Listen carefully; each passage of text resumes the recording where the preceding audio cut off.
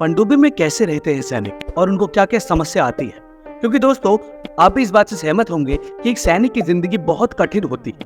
और अगर आप हमारी तरह देशभक्त हैं तो कमेंट बॉक्स में जय हिंद जरूर लिखना।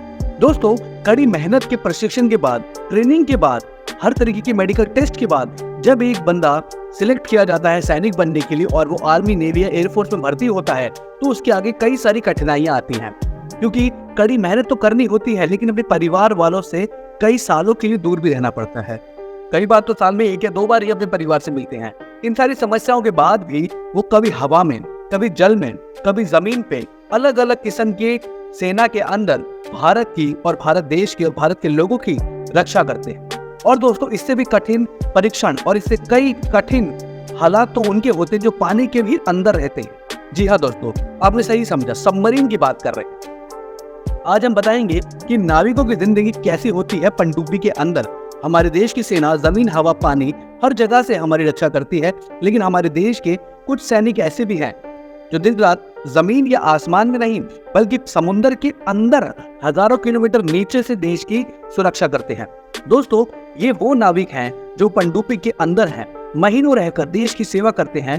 दोस्तों, इन नाविकों की जिंदगी के बारे में जानेंगे आज हम, इसलिए वीडियो एंड तक जरूर देखना। दोस्तों, इनको जिंदगी में बहुत कठिनाइयां होती हैं और इतनी कम जगह में, जहाँ पे लिमिटेड ऑक्सीजन है, लिमिटेड खाने की सप्लाई है, लिमिटेड पानी है, क्योंकि बार बार वो सतह पे आके खाना पानी तो ले नहीं सकती, तो उन्हें बार बार नहीं रिफिल किया जा सकता। दोस्तों, पर देश की रक्षा की जिम्मेदारी 2 लेवल पे होती है नौसेना के हाथ में। वो है एक जो पानी के ऊपर रह के करते हैं और एक जो पानी के नीचे रह के करते हैं। दोस्तों, पानी के हजारों फीट नीचे देश की सुरक्षा के लिए नेवी के कुछ सैनिक को पनडुब्बी या सबमरीन में रहना पड़ता है। इस सेवा के लिए सैनिकों को खुद ही चयन करना पड़ता है और अलग अलग डिवीजन से उनका चुनाव होता है और उनकी इच्छा जानी जाती है। उसके बाद ट्रेनिंग की जाती है, मेडिकल की रिपोर्ट ली जाती है, फिर इन सब में जिसके प्रदर्शन सबसे अच्छे होते हैं उसी के आधार पर इन्हें सिलेक्ट किया जाता है। सबमरीन में तैनात सैनिकों का जीवन आसान नहीं होता। दोस्तों, इनके परिवार वाले बताते हैं कि वो कई बार तो उन्हें मालूम भी नहीं होता कि कहाँ उनकी पोस्टिंग है। इनकी जिंदगी बहुत डिफिकल्ट होती है, तो परिवार को ये भी नहीं पता होता कि दुनिया के किस कोने में, किस जगह पे उनकी पोस्टिंग हो रही है और वो कब तक नहीं आएंगे घर वापस। आएंगे और लेकिन कब आएंगे, कई बार तो साल साल भर वो अपने परिवार और दोस्तों की शक्ल तक नहीं देख पाते हैं। कोई जानकारी भी नहीं होती उनके पास कि वो कहाँ पे हैं, किस हालात में हैं। कई बार तो उन्हें पनडुब्बी के अंदर नहाने और दाढ़ी बनाने तक का भी मौका नहीं मिलता। किसी भी देश के नौसैनिकों का सबसे घातक हथियार होता है पनडुब्बी। दोस्त, सबमरीन या पनडुब्बी जो पानी के नीचे रहती है और ऊपर दोनों जगह चल सकती है।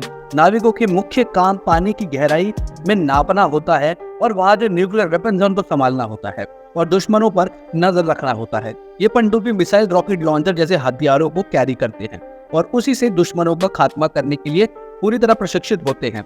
और किसी भी देश का सबसे घातक हथियार उनकी पनडुब्बियां ही होता है।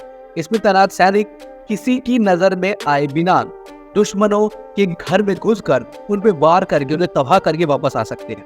लेकिन जब ये पनडुब्बी में होते हैं तब इनके कई मुश्किलात आती हैं इनको, और किसी मिशन को अंजाम देने के लिए पनडुब्बी के साथ नौसैनिक जैसे ही समुद्र की हजारों फीट की गहराई में जाते हैं, बोते लगाते हैं, वैसे ही इनका संपर्क दुनिया से बिल्कुल कट जाता है।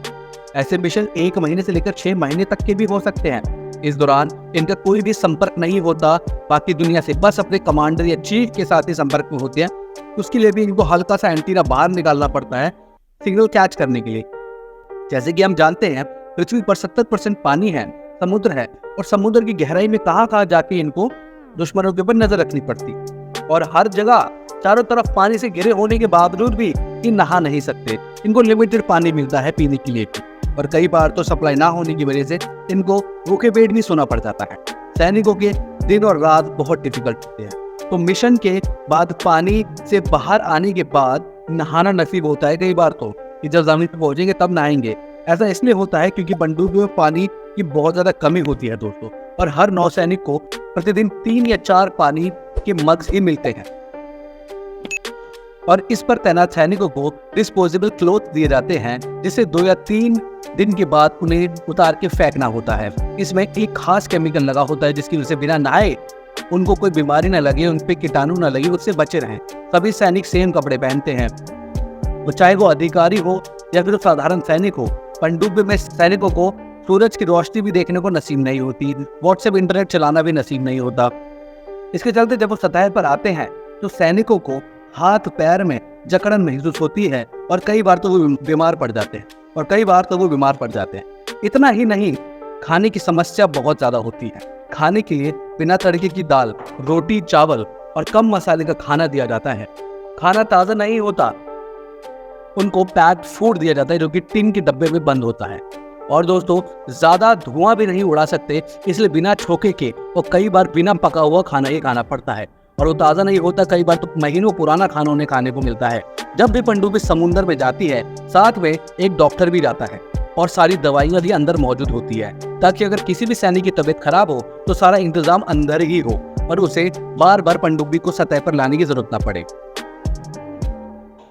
आपको एक और बात बताते हैं कि सैनिक जब अंदर रहते हैं, अंदर जगह इतनी कम होती है, कई बार तो उनको सोने की जगह भी नहीं मिलती और एक ही बिस्तर पे 2 या 3 सैनिकों को सोना पड़ता है अलग अलग शिफ्ट में, कि दिन में ये सोएगा, रात में ये सोएगा, शाम को ये सोएगा। और जब वो मिशन पे जाते हैं तो उन्हें सिर्फ 4 या 5 घंटे ही मिलते हैं सोने के लिए और बाकी का समय वो मिशन पे ही लगे रहते हैं दुश्मनों की जानकारी इकट्ठा करने के लिए। दोस्तों, अगर आपको भी ये वीडियो अच्छी लगी और अगर आप भी हमारे देश के सैनिकों की रिस्पेक्ट करते हैं और आप भी हमारी तरह देशभक्त हैं, तो कमेंट बॉक्स में जय हिंद लिखना मत भूलना और साथ में लाइक करके ये वीडियो शेयर जरूर करना फेसबुक के ऊपर, इंस्टाग्राम के ऊपर, यूट्यूब के ऊपर, ताकि हर एक व्यक्ति को मालूम पड़े कि हमारे सैनिक कैसे हमारी रक्षा करते हैं। धन्यवाद दोस्तों, जय हिंद।